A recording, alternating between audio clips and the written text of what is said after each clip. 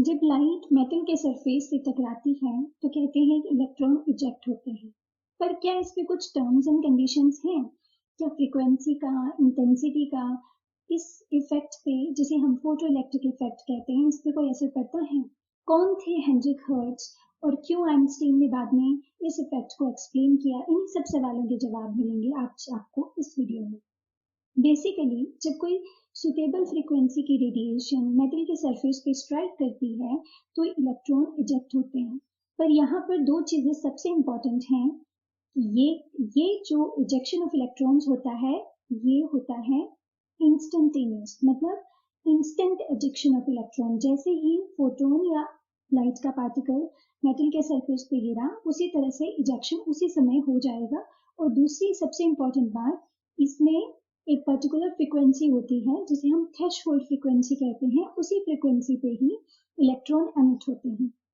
So basically J Thomson, जिन्हें हम सब जानते हैं, जिन्होंने पहला एटम का मॉडल दिया था, उन्होंने ही इस इफेक्ट को एक बार ऑब्जर्व किया था। उन्होंने ये ऑब्जर्व किया था कि जब लाइट को, एक सर्टेन फ्रीक्वेंसी की लाइट को मेटल के सरफेस पे स्ट्राइक किया जाता है तो इलेक्ट्रॉन्स इजेक्ट होते हैं। But basically photo electric effect को एक्सप्लेन करने का और उसे सबसे पहले डिस्कवर करने का पूरा श्रेय जाता है हेनरिक हर्ट्ज नाम के एक साइंटिस्ट को।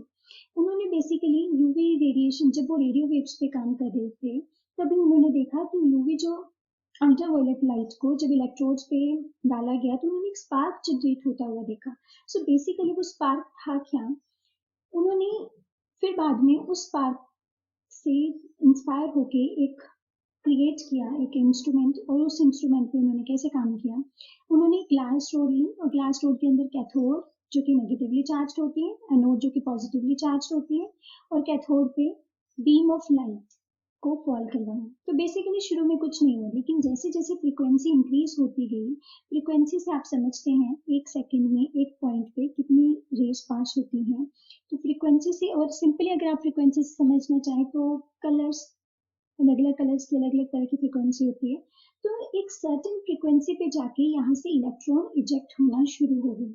कैसे पता चला? एमीटर से। एमीटर ने रिफ्लेक्शन शो कर दिया, तो मतलब इलेक्ट्रॉन इजेक्ट हो रहे हैं। अब जब फ्रीक्वेंसी बढ़ाई गई तो ये इलेक्ट्रॉन जो इजेक्ट हो रहे हैं इसकी स्पीड बढ़ गई, सिर्फ स्पीड बढ़ी, बाकी करंट नहीं बढ़ा। लेकिन जब इंटेंसिटी चेंज की गई तो इंटेंसिटी से शुरू में अगर आप उस पर्टिकुलर फ्रीक्वेंसी पर नहीं हो तब तो कुछ शो नहीं हुआ, लेकिन अगर उस पर्टिकुलर फ्रीक्वेंसी से ऊपर फ्रीक्वेंसी पे इंटेंसिटी चेंज की गई तो इलेक्ट्रॉन्स का नंबर चेंज हो गया। तो फ्रीक्वेंसी और इंटेंसिटी के इस पूरी ऑब्जर्वेशन के बाद उन्होंने क्या ऑब्जर्व किया? उन्होंने कुछ ऑब्जर्वेशन देखी और ये ऑब्जर्वेशन थी कि एक certain frequency, at a certain frequency only the ejection of electron is possible. एक सर्टेन फ्रीक्वेंसी के बाद ही इलेक्ट्रॉन इजेक्ट होते हैं और उस इजेक्शन को हम बोलते हैं थ्रेशहोल्ड फ्रीक्वेंसी। उस फ्रीक्वेंसी को स्पेशली हम कहते हैं थ्रेशहोल्ड फ्रीक्वेंसी। अब इस थ्रेशहोल्ड फ्रीक्वेंसी के बाद अगर आप फ्रीक्वेंसी को इंक्रीज करते जाएंगे तो इलेक्ट्रॉन्स का नंबर इंक्रीज नहीं होगा, वो उतना ही रहेगा, लेकिन स्पीड इंक्रीज हो जाती है। और उसके बाद थर्ड ऑब्जर्वेशन जो देखी गई कि थ्रेशहोल्ड फ्रीक्वेंसी के बाद अगर इंटेंसिटी को इंक्रीज किया जाए तो जितने नंबर ऑफ इलेक्ट्रॉन्स हैं वो इंक्रीज हो जाते हैं, मतलब करंट इंक्रीज हो जाता है। पर हमारे पास अभी इस बात का एक्सप्लेनेशन नहीं था कि एक्चुअली में ऐसा होता क्यों है।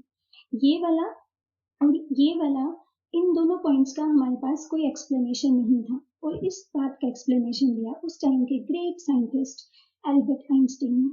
आइंस्टीन ने बेसिकली 3 मेन पोस्टुलेट्स दिए, जिसमें पहला पोस्टुलेट था कि light consist of photons. Light जो कॉन्सिस्ट करती है वो फोटोन से मिलकर बनी है, और फोटोन को जिसे हम पहले क्वांटा कह रहे थे, तो बेसिकली एल्बर्ट आइंस्टीन ने भी यही कहा कि लाइट का पार्टिकल नेचर भी एग्जिस्ट करता है, वो कॉन्टिन्यूस नहीं है, डिस्क्रीट है, पैकेट्स में आती है। दूसरी बात उन्होंने कही कि one photon can eject only one electron, एक फोटोन सिर्फ एक इलेक्ट्रॉन को इजेक्ट कर सकता है। अब देखिए, जो दूसरी बात थी कि इंटेंसिटी इंक्रीज करने से नंबर ऑफ इलेक्ट्रॉन्स इंक्रीज हो जाते हैं, वो इस बात से एक्सप्लेन होती है, क्योंकि इंटेंसिटी का मतलब है नंबर ऑफ फोटोन्स इंक्रीज हो गए, नंबर ऑफ फोटोन्स इंक्रीज हो गए तो इजेक्शन इंक्रीज हो गया, इजेक्शन इंक्रीज हो गया तो नंबर ऑफ इलेक्ट्रॉन्स भी बढ़ गए, मतलब करंट बढ़ गया। तो ये सेकेंड पॉइंट वो बात एक्सप्लेन करता है कि क्यों इंटेंसिटी इंक्रीज होने की वजह से नंबर ऑफ इलेक्ट्रॉन्स भी इंक्रीज हो जाते हैं। तीसरी इंपॉर्टेंट बात जो उन्होंने एक इक्वेशन दी, उन्होंने कहा h nu is equal to 5 plus half mv square.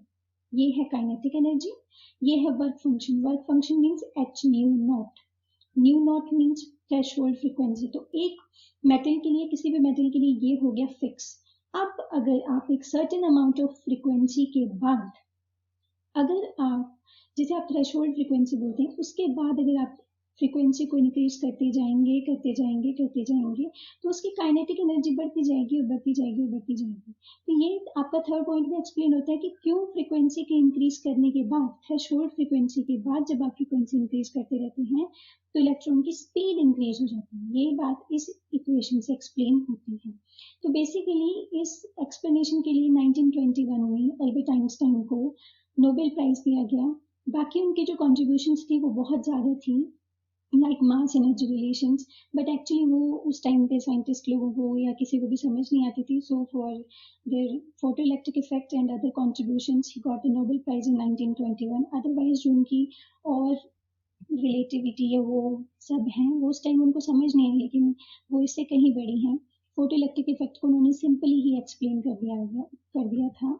So at the end, photoelectric effects can only be explained on the basis of corpuscular or particle theory of the light, whereas some of other phenomena like diffraction, interference, इसको आप explain कर सकते हो classical theory के हिसाब से। So hence proof light has a dual nature, so it behaves sometime like a particle and sometime like a wave also. And photoelectric effect is what? The instant ejection of electron from the metal surface when a certain suitable frequency of radiation fall on the surface of metal is called the photoelectric effect.